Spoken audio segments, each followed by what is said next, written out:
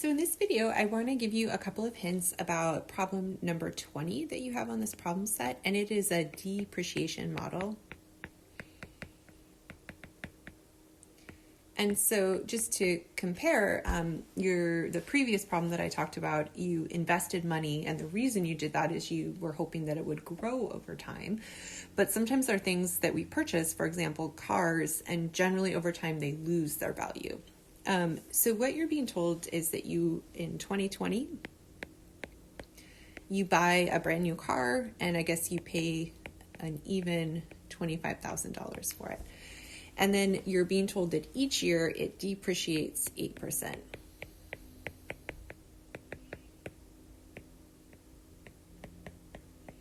So if it loses 8% of the value, this is really the same as saying it retains 92% of the value each year. And you don't have to translate it to that, but to me, that's a little bit easier to think about.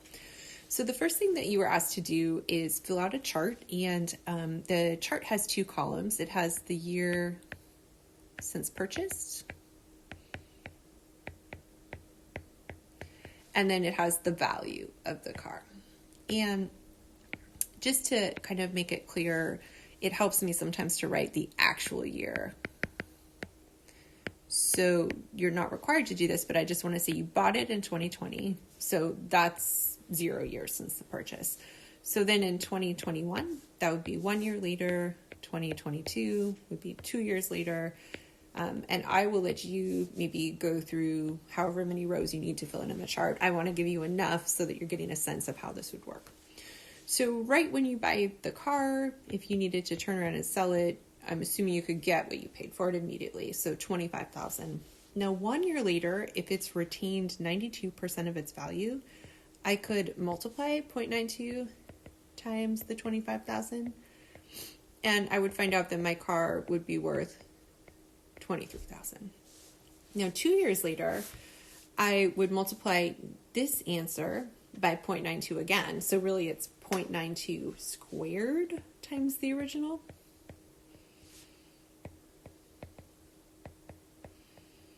And this you could just put into your calculator.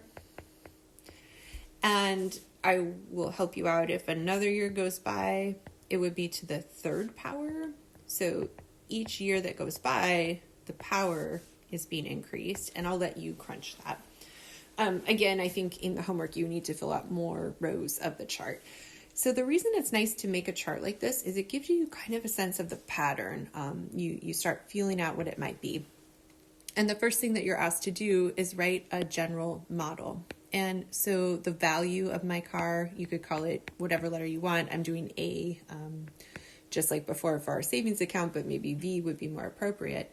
Well, if I follow the pattern of the rows of the chart, we would have the following. So T is the year from the purchase.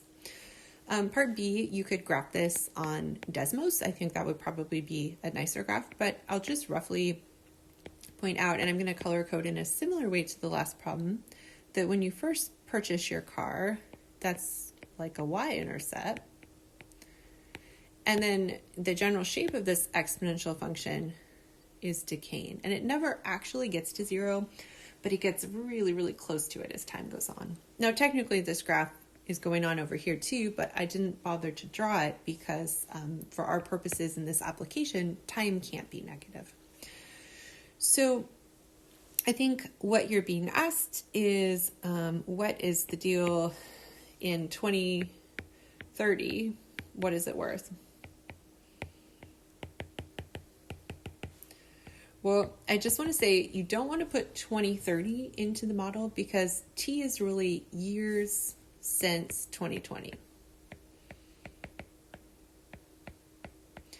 And so what is important is to translate this. So this is the same as saying T would be 10 years from the purchase. So it's really asking us to figure out if your T is 10, what is the Y coordinate that goes with 10? And I just drew a line because we're not sure yet, but the plan will be we're going to take our model, and instead of T, I'm going to put the number 10 in. And I'll use green so you're just seeing how it relates. So A of 10 is the following. And then if we go ahead and crunch this, I think maybe you should double check me, but I think it's about $10,000, like the following. So what that value is saying is that is the y coordinate on the graph. So depreciation models, really the ideas are quite similar to a savings account where things are appreciating. The main difference is that the base, where you have the exponent, is a number less than 1, as opposed to the other situation where that ended up being greater than 1.